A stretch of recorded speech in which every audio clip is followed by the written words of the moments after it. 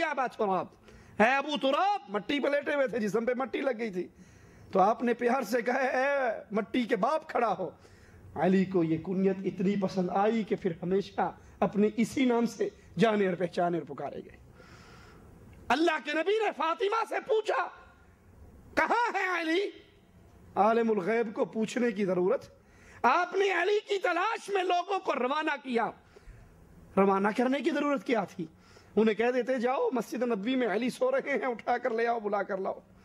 بخاری مسلم میں ہے، جنگ خندق کے موقع پر اللہ کے نبی صلی اللہ علیہ وسلم نے پوچھا دشمن کے لشکر کی خبر میرے پاس کون لائے گا؟ حضرت زبیر رضی اللہ عنہ وارضاہ فرمانے لگے اللہ کے نبی صلی اللہ علیہ وسلم وہ خبر میں لے کر آتا۔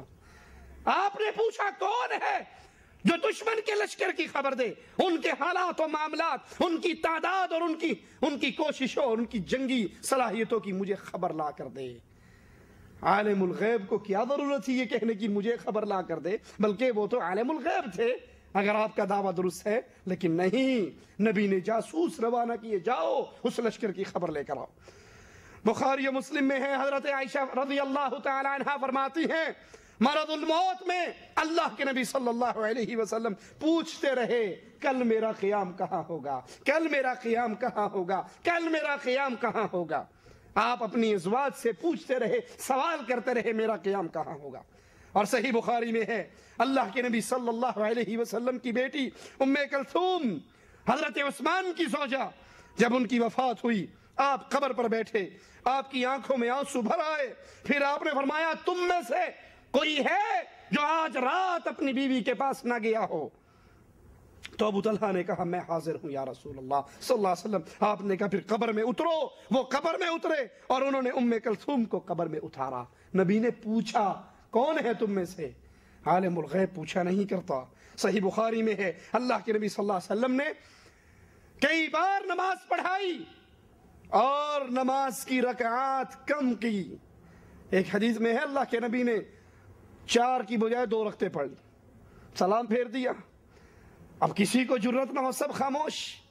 ایک صحابی پوچھنے کے لیے گئے اور ان کے ہاتھ تھوڑے سے دراز تھے اور کہنے کہ اللہ کے نبی نماز کم ہو گئی یا آپ بھول گئے؟ آپ نے کہا نہ نماز کم ہوئی نہ میں بھولا، 4 رکعتیں نماز 4 پڑھی ہیں۔ کہا نہیں اللہ کے نبی صلی اللہ علیہ وسلم ہم نے 2 رکعتیں پڑھی ہیں، آپ نے ہمیں 2 رکعتیں پڑھائی ہیں۔ آپ حجرے سے واپس تشریف لائے اور صحابہ سے کہا یہ ذوالیدین کیا کہتا ہے؟ پیار سے یہ بڑے ہاتھوں والا کیا کہتا ہے؟ کہا اللہ کے نبی یہ صحیح کہتا ہے، آپ نے 2 رکعتیں پڑھائی، آپ نے پھر 2 رکعتیں پڑھی اور پھر اپنے صحابہ سے کہا میں بھی بھول جاتا ہوں جیسے تم بھولتے ہو، میں بھی بھول جاتا ہوں جیسے تم بھولتے ہو، جب میں بھول جاؤں تو اے میرے صحابہ مجھے یاد کرا دیا کرو۔ عالم الغیب بھولا، میں بھول جاتا ہوں۔ صحیح بخاری قرآن کے بعد صحیح ترین کتاب، اللہ کے نبی کا فرمان میں بھول جاتا ہوں جیسے تم بھولتے ہو، اور جب میں بھول جاؤں تو مجھے یاد کرا دیا کرو۔ صحیح بخاری میں ہے اللہ کے نبی صلی اللہ علیہ وسلم نے فرمایا قیامت کے دن لوگ بے ہوش ہو جائیں گے، میں بھی بے ہوش ہو جاؤں گا، لیکن سب سے پہلے مجھے ہوش آئے گا۔ میں کیا دیکھوں گا کہ موسیٰ علیہ السلام عرش کا کونا تھامے کھڑے ہیں۔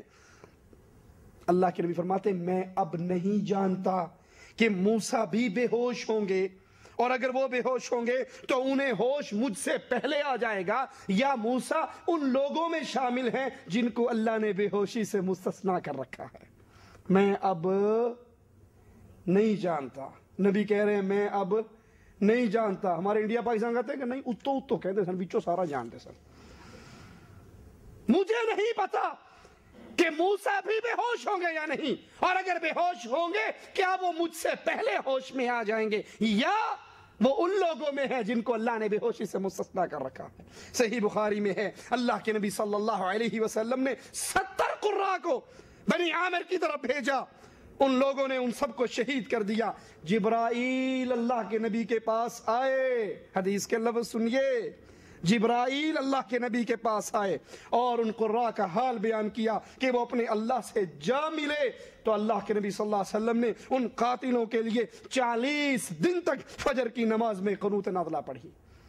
جبرائیل آئے، جبرائیل بھی وہابی تھے، اسے نہیں پتا تھا کہ نبی عالم الغیب ہے، اسے آنے کی کیا ضرورت تھی؟ جبرائیل نے آ کے خبر دی آپ کے 70 ساتھیوں کو شہید کر دیا گیا، اور آپ 40 دن تک ان کے لیے بد دعا کر۔ اگر آپ عالم الغیب تھے تو مجھے بتائیے، جان بوجھ کے بھیجا تھا، مروانے کے لیے بھیجا تھا؟ نعوذ باللہ ثم نعوذ باللہ۔ اور عالم الغیب ہو کر جانتے بوجھتے کہ بنی عامر کے لوگ ان کو شہید کر دیں گے، پھر بھیجا کیوں؟ اور پھر اگر جان کے بھیجا تو 40 دن تک بد دعائیں کیوں؟ آپ کا یہ دعویٰ کہ انبیاء کو علم غیب ہوتا ہے اسلام کی بنیادوں کو ہلا دینے والا دعویٰ ہے۔ صحیح بخاری میں ہے، اللہ کے نبی صلی اللہ علیہ وسلم نے 10 آدمیوں کو بطور جاسوسی خبر لینے کے لیے روانہ کیا، اور ان کے سردار عاصم بن ثابت انصاری صحابی رضی اللہ عنہ ارضا کو بنایا۔ 7 شہید کر دیے گئے، 3 بچ گئے۔ انہوں نے دعا کی، صحابہ کی دعا سنیے، صحابہ کی دعا سنیے، اور علم غیب کے دعوے کو ساتھ رکھ کے تولیے۔ 10 صحابہ کو نبی نے جاسوسی کے لیے، کفار کی خبر لینے کے لیے روانہ کیا۔ 10 کے 10 پکڑے گئے، 7 شہید ہو گئے، 3 باقی بچے۔ اب 3 کے 3 صحابہ دعا کر رہے ہیں، اے اللہ ہماری خبر ہمارے نبی کو پہنچا دے، اے اللہ ہماری خبر ہمارے نبی کو پہنچا دے، کیونکہ صحابہ کا بھی یہ عقیدہ تھا کہ نبی کو علم غیب، وگرنہ دعا کرنے کی ضرورت۔ اے اللہ ہماری خبر ہمارے نبی کو پہنچا دے۔ ان میں سے بعد میں پھر 2 کو شہید کر دیا گیا، خبیب قیدی بن گئے، پھر ان کو بھی شہید کر دیا گیا۔ صحابہ کی یہ دعا آپ کے اس عقیدے کی تاروں کو بکھیر رہی ہے کہ نبی عالم الغیب ہوا کرتے ہیں۔ صحابی کہتے ہیں، اللہ ہمارے 7 شہید ہو گئے ہیں، ہم 3 قیدی ہو گئے ہیں، اے اللہ جو ہم پہ بیت رہی ہے تو ہمارے نبی تک ہمارے حال کی خبر پہنچا دے۔ ہمارے نبی کو ہمارے حال کی خبر نہیں ہے، وہ عالم الغیب نہیں ہے۔ جنگ حنین میں رسول اللہ صلی اللہ علیہ وسلم نے ہمیشہ کی طرح مال تقسیم کیا۔ تقسیم ہونے کے بعد ایک انصاری شخص کہنے لگا، اللہ کی قسم اس تقسیم سے تو اللہ کی رضامندی مقصود نہ تھی۔ عبداللہ ابن مسعود نے اس کی یہ بات سنی تو کہنے لگے، اس کی خبر میں ضرور رسول اللہ تک پہنچاؤں گا۔ عبداللہ ابن مسعود کیا کہہ رہے ہیں؟ تیری اس بات کی خبر میں نہ پہنچاؤں، کوئی تم میں سے نہ پہنچائے تو نبی کو اپنے آپ خبر، ضرور تیری اس بات کی خبر میں رسول اللہ صلی اللہ علیہ وسلم کو پہنچاؤں گا۔ عبداللہ ابن مسعود گئے، اللہ کے نبی اپنے اصحاب میں بیٹھے ہوئے تھے، آپ نے چپکے سے جا کر اللہ کے نبی صلی اللہ علیہ وسلم کو یہ بات بتائی۔ آپ کو بہت شاک گزرا، آپ کو شدید غصہ آیا، اور آپ کے چہرے کا رنگ بدل گیا۔ عبداللہ ابن مسعود کہتے ہیں، میں نے آرزو کی کاش یہ خبر میں نے آپ کو نہ دی ہوتی۔ عالم الغیب کو خبر دینے کی ضرورت، اس کو تو پہلے سے خبر پتا ہوتی ہے۔ صحیح بخاری میں ہے، اللہ کے نبی صلی اللہ علیہ وسلم سے کسی نے عبداللہ بن عمر بن عاص کے روزوں کا حال بیان کیا۔ وہ روزانہ روزہ رکھتے تھے، تو اللہ کے نبی ان کے پاس آئے، ان کے پاس تشریف لائے اور کہا، کیا تجھے کافی نہیں ہے؟ تو مہینے کے 3 روزے رکھ۔ لمبی حدیث ہے، اور آخر میں آپ نے کہا ہے، میرے ساتھی بہترین روزے داؤد علیہ السلام کے روزے ہیں، وہ ایک دن روزہ رکھتے تھے اور ایک دن افطار کیا کرتے۔ نبی آئے، نبی نے پوچھا، نبی کو یہ خبر دی گئی، پھر آپ تشریف لائے۔ صحیح مسلم میں ہے، اللہ کے نبی صلی اللہ علیہ وسلم فرماتے ہیں، قیامت کے دن میں چلوں گا، عرش کے نیچے آؤں گا، اللہ کے سامنے سجدہ کروں گا، اور پھر ایسی حمد و ثنا بیان کروں گا جس پر اب قادر، میں اس سجدے میں اللہ کی وہ تسبیحات پڑھوں گا، وہ حمد اور ثنا پڑھوں گا جس کی خبر مجھے اب میں اس پہ قادر نہیں ہوں، اب مجھے اس کا پتہ نہیں ہے۔ اس وقت اللہ وہ حمد و ثنا کے جملے میرے اوپر القاء کرے گا، اب مجھے پتہ۔ اس حدیث کے سننے کے بعد بھی کوئی کہے گا نبی عالم الغیب تھے۔ صحیح مسلم میں ہے، حضرت عائشہ فرماتی ہیں، اللہ کے نبی میرے ہاں آئے، سنیے ذرا، بستر پہ لیٹ گئے، اور تھوڑی دیر کے بعد اٹھے، دروازہ کھول کے باہر چلے گئے۔ میں بھی چپکے پیچھے نکلی، سوچا تھی نا، دل میں آیا ہوگا کہیں کسی اور بیوی کے گھر تو نہیں جا رہے، میرے گھر سے نکل کے پیچھے نکلی۔ کیا دیکھا؟ اللہ کے نبی بقی قبرستان میں پہنچ گئے، وہاں دیر تک کھڑے رہے، دعائیں کرتے رہے۔ جب واپس آنے لگے ہیں تو عائشہ جلدی آئی اور آ کے بستر پہ لیٹ گئی۔ حضرت عائشہ لیٹ گئی، اللہ کے رسول صلی اللہ علیہ وسلم نے بھی آ کر لیٹے تو جلدی تیز چل کے آئی تھی عائشہ کا سانس پھولا ہوا. کہنے لگے عائشہ کیا بات ہے, سانس اکھڑا ہوا ہے, پیٹ پھول رہا ہے, کیا بات ہے؟ کہنے لگی میں نے عرض کی نہیں کچھ بھی نہیں. اللہ کے نبی کہا عائشہ بتا دے وگرنہ اللہ بتا دے گا, بتا دے وگرنہ اللہ بتا دے گا. یہ نہیں کہا تو بتا یا نہ بتا, میں تو عالم غیب ہوں, مجھے تو سارا کچھ پتا ہے. کہا عائشہ بتا دے ماجرا کیا ہے, وگرنہ مجھے تو اللہ بتا دے گا, میں عالم الغیب نہیں ہوں, اللہ مجھے وحی کر کے بتا دے گا. حضرت عائشہ فرماتی ہیں کہ ہاں اللہ کے نبی صلی اللہ علیہ وسلم جب آپ نکلے تھے تو میں بھی آپ کے پیچھے پیچھے نکلی تھی, میں بھی آپ کے پیچھے پیچھے گئی تھی. کہا اچھا جب میں چل رہا تھا واپسی کے لیے مجھے کوئی کالی کالی چیز چلتی ہوئی نظر آ رہی تھی, وہ تو ہی تھی؟ نبی کو پتا نہیں تھا کہ میری زوجہ آگے جا رہی ہے, میری بیوی آگے جا رہی ہے. صحیح مسلم میں ہے, حضرت عائشہ فرماتی ہیں اللہ کے نبی میرے پاس آئے اور میرے ساتھ وہ کرنے کا ارادہ کیا جو ایک خاوند کو اپنی بیوی سے ہوتا ہے. ہم بستری کا ارادہ کیا تو میں نے کہا اللہ کے نبی میں حالت حیض میں ہوں. نبی کو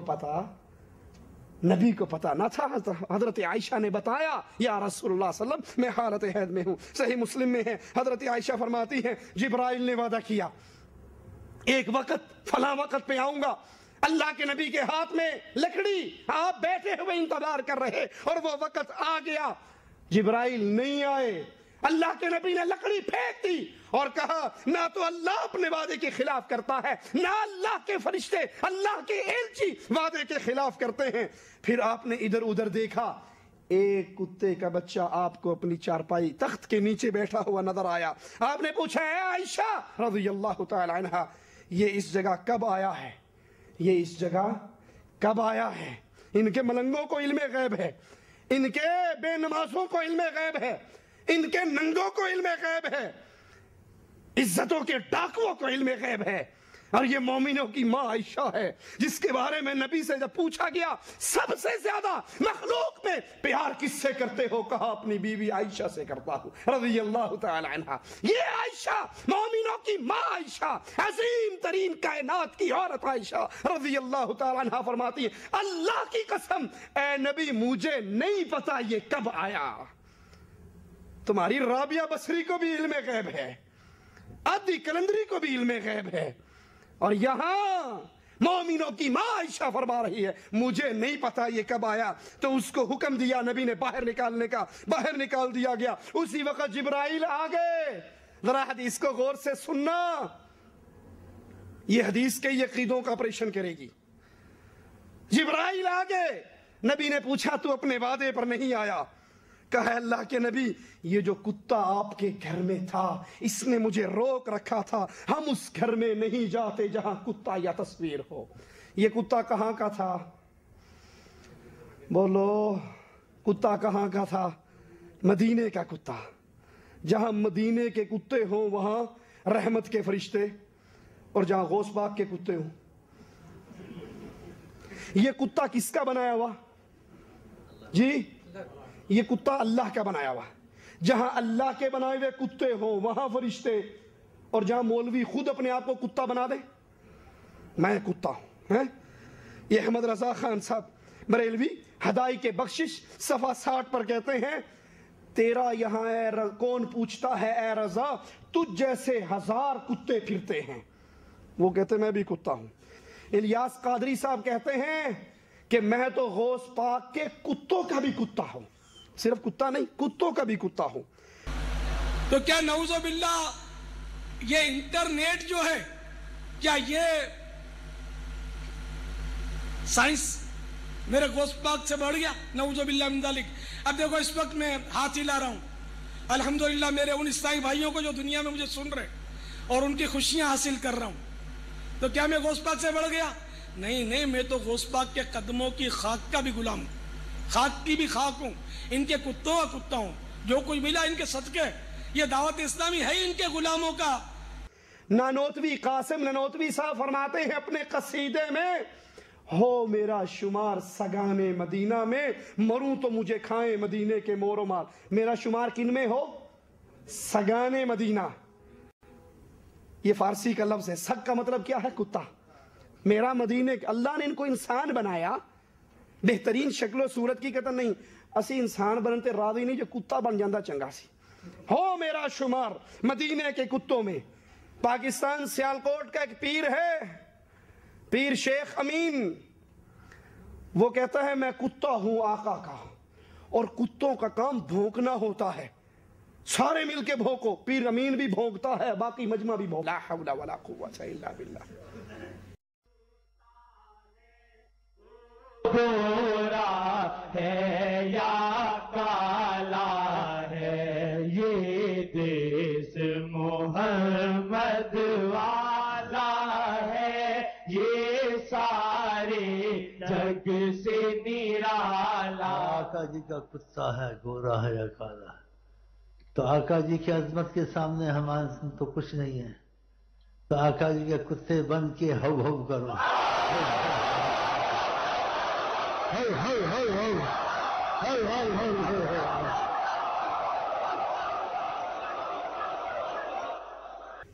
اللہ کہتا ہے میں نے انسان بنایا، بہترین بنایا، اچھی شکل و صورت دی۔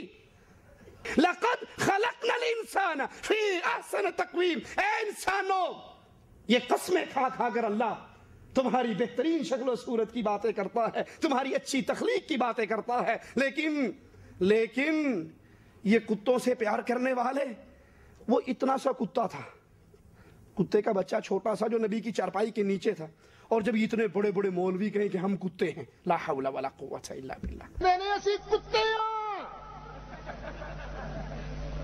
صحیح تو سب کے اندر میں بھی کتا۔ یہ نظر والا کتا شہر بغداد میں جہاں بیٹھتا 30-40 کتے اس کی مجلس میں عدد کے ساتھ بیٹھ جاتے تھے۔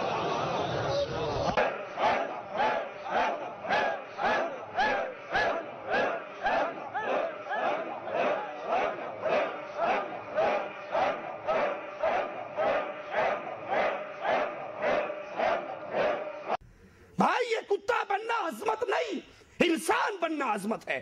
اور اگر آپ کہو کہ نہیں جناب آپ نہیں سمجھتے یہ محبت کی انتہا ہے کتا بننا، تو آؤ میں پوچھتا ہوں ابو بکر سے زیادہ کسی اور کو محبت نبی سے ہو سکتی؟ کیا کبھی ابو بکر نے بھی یہ دعویٰ کیا میں رسول پاک کا کتا ہوں؟ نعوذ باللہ ثم نعوذ باللہ۔ صحابہ میں سے کسی نے کہا، تابعین میں سے کسی نے کہا، تبع تابعین میں سے کسی نے کہا، محدثین میں سے کسی نے کہا؟ یہ بیماری یا دیوبند سے چلی ہے یا بریلی سے چلی ہے۔ یہ زمانہ نبی کی نبوت کا زمانہ تھا، آپ کو اس میں بھی علم غیب نہ تھا۔ آئیے وفات کے بعد 3 زمانے ہم نے بیان کی۔ پہلا زمانہ نبوت سے پہلے نبی کو علم غیب نہ تھا، نبی بننے کے بعد نبی کو علم غیب نہ تھا، اب زندگی ختم ہوگی، نبی فوت ہو گئے، کیا مرنے کے بعد بھی نبی کو علم غیب تھا۔ صحیح بخاری میں ہے ایک عورت آئی اللہ کے نبی کے پاس کچھ مانگنے کے لیے، سوال کرنے کے لیے، آپ نے فرمایا پھر آنا، یعنی اب کچھ نہیں ہے پھر دوبارہ آنا۔ اس عورت نے کہا اے اللہ کے نبی اگر میں آؤں اور آپ مجھے نہ ملیں، آپ فوت ہو چکے ہوں، میں کس کے پاس جاؤں؟ اس عورت کے ایمان پہ قربان جاؤں، نبی کی صحابیہ کا ایمان۔ میں آؤں اور آپ مجھے نہ ملے، نبی عالم الغیب ہوتے تو کہتے نہیں جب تو دوبارہ آئے گی میں اس وقت ہوں گا، میں آؤں آپ نہ ہوں تو کہاں جاؤں؟ تو رسول اللہ صلی اللہ علیہ وسلم نے کیا کہا؟ میں موجود نہ ہوا تو تو ابو بکر کے پاس جانا، میں موجود نہ ہوا تو کہاں جانا؟ ابو بکر۔ میں آؤں اور آپ فوت ہو چکے ہو۔ لوگ کہتے ہیں جو یہ کہ نبی فوت ہو گئے بڑا گستاخ ہے، اور یہ نبی کی صحابیہ کہہ رہی میں آؤں اور آپ وفات پا چکے ہو تو کس کے پاس جاؤں؟ تو اللہ کے نبی نے فرمایا ابو بکر کے پاس جانا۔ یہ نہیں کہ میری قبر پہ آ کے سوال کرنا، اور میں عالم الغیب ہوں، قبر میں پڑے ہوئے مجھے سارا پتا ہوتا ہے کون آیا ہے کیا مانگ رہا ہے، میں قبر کے اندر سے تجھے روٹی عطا کر دوں گا، کھانا عطا کر دوں گا اور سامان عطا کر دوں گا۔ صحیح بخاری میں ہے حضرت عمر کے دور کے اندر قحط سالی ہوئی، حضرت عمر حضرت عباس کو لے کر آئے اور کہا اے اللہ جب تک نبی زندہ رہے وہ ہمارے لیے دعا کرتے رہے، پھر نبی فوت ہو گئے، وہ نبی آپ کے پاس آ گئے، ہم نبی کے چچا عباس کو لے کر آئے ہیں، یہ ہمارے لیے آپ سے سوال کریں گے، اے اللہ تو اس کی دعا کو قبول کر کے ہمیں عطا فرما دے۔ صحیح بخاری میں ہے اللہ کے نبی صلی اللہ علیہ وسلم نے فرمایا میں قیامت کے دن اپنے حوض کوثر پر ہوں گا، تم لوگوں کا پیش خیمہ ہوں گا، جو شخص وہاں آئے گا وہ اس میں سے پیے گا، اور جو ایک مرتبہ حوض کوثر کا جام پی لے گا دوبارہ اس کو پیاس نہیں لگے گی. لوگ آ رہے ہوں گے, میں ان کو پہچانتا ہوں گا, وہ مجھے پہچانتے ہوں گے. نبی اپنی امت کو کیسے پہچانیں گے سوال ہوا تھا. آپ نے فرمایا وضو کی وجہ سے ان کے ہاتھ, ان کے پاؤں, ان کے چہرے, ان کی بازویں چمک رہی ہوں گی, میں ان کو پہچان لوں گا. اللہ کے نبی فرماتے ہیں وہ قوم میرے پاس آئے گی, میرے اور ان کے درمیان رکاوٹ کھڑی کر دی جائے گی, اور ایک روایت میں ہے کہ درے مار کر ان کو دور کر دیا جائے گا. میں کہوں گا امتی امتی, اے فرشتوں یہ میری امت ہے, اے اللہ یہ میری امت ہے, میں ان کو حوض کوثر میں پانی پلانے کے لیے بیٹھا ہوں, ان کو دور کیوں کیا جا رہا ہے, رکاوٹ کھڑی کیوں ہو رہی ہے؟ سنیے سنیے سنیے, میرے نبی کریم صلی اللہ علیہ وسلم کو کہا جائے گا یا محمد صلی اللہ علیہ وسلم انک لا تدری ما احدثوا بعدک, اے نبی آپ نہیں جانتے آپ کی وفات کے بعد انہوں نے آپ کے دین محمد میں کیا کیا تبدیلی کر دی, آپ نہیں جانتے. وفات کے بعد بھی آپ کو علم غیب نہیں ہے, آپ نہیں جانتے ما احدثوا بعدک, انہوں نے آپ کے دین میں کیا تبدیلی کی. اللہ کے نبی صلی اللہ علیہ وسلم فرمائیں گے سحقن سحقن سحقن لمن غیر بعدی, جنہوں نے میرے دین کو بدل ڈالا آج میری آنکھوں سے دور کر دیا جائے. میں آپ سے سوال کرتا ہوں, یہ سارے دلائل قرآن اور حدیث کے ہم نے آپ کو سنائے, وہ کون سے ساتھی ہیں جنہوں نے یہ 3 درس سننے کے بعد ان کے دل کے اندر اب یہ عقیدہ جڑ پکڑ گیا کہ علم غیب خاص اللہ کی صفت ہے, اس کے اندر کوئی اور شریک نہیں؟ کون سے ساتھی ہیں ہاتھ کھڑا کریں. نہیں, جن کو پہلے سے یہ عقیدہ تھا وہ نہیں, یہ درس سننے کے بعد جن کا یہ ایمان بنا کہ یہ عقیدہ رکھنا کہ اللہ کے نبی صلی اللہ علیہ وسلم کو علم غیب تھا, لیکن یہ سننے کے بعد یہ 3 درسوں کے بعد یہ دلائل ان کے ذہن میں بیٹھے اور اب وہ اس مقام پر پہنچے ہیں کہ اللہ کے نبی صلی اللہ علیہ وسلم کو علم غیب نہیں. کھڑے ہو جائیں, شاباش, ماشاء اللہ. کیا نام ہے آپ کا؟ آپ کا نام؟ ماشاء اللہ جی, آپ کا نام؟ صفدر اقبال. کسی بھائی کے ذہن میں علم غیب کے حوالے سے کوئی سوال ہو, آخری بات کہہ کے بات ختم کرتا ہوں, تو وہ اپنا سوال پوچھ سکتا ہے. جی السلام ورحمۃ اللہ. حضور پاک طائف والے آئے ہیں تبلیغ اسلام تبلیغ, طائف والے نے بچوں کو پتھر مارے, اللہ تعالیٰ نے جبرائیل علیہ السلام بھیجا بھی جاؤ انہاں بچی تباہ کرو. حضور پاک نے دعا کیتی بھی آنے والی نسل نوں انہاں دے اگوں نیک لوگ ہوندے. حضور پاک نوں علم ہے کہ نہیں ہے, علم ہے ہی انہاں کیا ہن تے اگوں اچھے لوگ نے, ہن علم ہے ہی. حضور پاک نے اپنے دون واسطے نوں موڑے چکیا حضرت امام حسن و امام حسین علیہ السلام, ٹھیک ہے. حضرت فاطمہ نے پوچھا یا رسول اللہ تسی اپنے نواسے نال کیوں پیار کرتے ہو؟ حضور پاک نے کہا فاطمہ تینوں نہیں پتا, میرے 2 نواسے نے ایک اسلام واسطے اپنی جان قربان کرے, ایک زہر پی کے یعنی کہ وہ شہید کرتا جائے گا. بیٹھ جائیں, تشریف رکھیں. حضور پاک کے بعد میدان کربلا کا واقعہ کنی دیر بعد آیا, تشریف رکھیں. حضور پاک نے زمانہ کہا ہے ہی. ہاں جی سنیں, میں سناتا ہوں. چلو بیٹھو پیارے بھائی, اب سن لو, آپ کی میں نے سنی نا, میری بھی سن لیں. تشریف رکھیں. بھائی کہتے ہیں کہ رسول اللہ صلی اللہ علیہ وسلم طائف کے میدان میں گئے اور وہاں کفار نے آپ پر پتھر برسائے.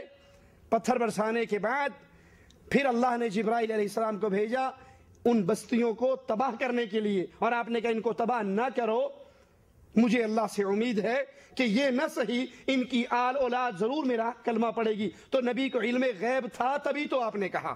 بڑا پیارا سوال ہے, اب ذرا غور کیجئے. اللہ کے نبی صلی اللہ علیہ وسلم مکے سے نکل کے طائف گئے تبلیغ کرنے کے لیے. کیوں؟ کیونکہ آپ مکے والوں سے نا امید ہو چکے تھے کہ کتنے عرصے سے ان کو تبلیغ کر رہا ہوں, یہ لوگ مسلمان نہیں ہوتے, ہو سکتا ہے کہ طائف والے کلمہ پڑھ لیں. آپ طائف والے سرداروں کے پاس گئے, ان کے سامنے قولوا لا الہ الا اللہ کی دعوت رکھی, اور دعوت رکھنے کے بعد پھر اللہ کے نبی صلی اللہ علیہ وسلم نے 2 آپشن حدیث میں آتا ان کے سامنے رکھے. پہلی بات کہ تم میری اس دعوت کو قبول کر لو, تملک العرب والعجم, عرب و عجم کے مالک بن جاؤ گے, اور اگر تم میری اس دعوت کو قبول نہیں کرتے تو میری اس دعوت کے راز کو چھپائے رکھنا, میری اس بات کو لیک آؤٹ نہ کرنا, چھپائے رکھنا. تم نہیں مانتے نہ مانو, میں واپس لوٹ جاؤں گا, اور میری اس بات کو چھپائے رکھنا. ان کفار نے نہ تو اللہ کے نبی صلی اللہ علیہ وسلم کی بات کو مانا اور نہ آپ کے راز کو چھپایا, بلکہ اوباش گنڈوں کو آپ کے پیچھے لگایا, انہوں نے پتھر مارے اور یہاں تک کہ اللہ کے نبی صلی اللہ علیہ وسلم گر گئے. جب آپ کو ہوش آئی, خون آپ کا نکلا ہوا, آپ کے پاس جبرائیل پہنچ چکے اور کہہ رہے ہیں اے اللہ کے نبی, یہ پہاڑوں کا فرشتہ ہے, اگر اجازت دو ان 2 پہاڑوں کو اٹھائیں اور طائف والوں کو مسل کے رکھ دیں. رسول اللہ صلی اللہ علیہ وسلم نے فرمایا نہیں, مجھے امید ہے, یہ نہ صحیح, انہوں نے تو پتھر مارے ہیں, یہ نہ صحیح, مجھے اللہ پر امید ہے کہ ان کی آنے والی نسلیں ضرور کلمہ پڑھیں گی. آپ کو علم غیب نہیں, آپ نے اللہ پر امید کر کے یہ بات کہی. اگر علم غیب ہوتا تو مکہ چھوڑ کے طائف آتے ہی کیوں؟ یہاں تو پتھر پڑے. آپ آئے تھے اس لیے کہ لوگوں کو اسلام کی طرف قائل کریں گے, اور انہوں نے جوابی طور پہ پتھر مارے. رہا وہ واقعہ کہ اللہ کے نبی صلی اللہ علیہ وسلم کی ایک کندھے پہ حضرت حسن تھے اور ایک پہ حسین تھے, تو پہلی بات یہ کسی صحیح حدیث کے اندر موجود نہیں ہے.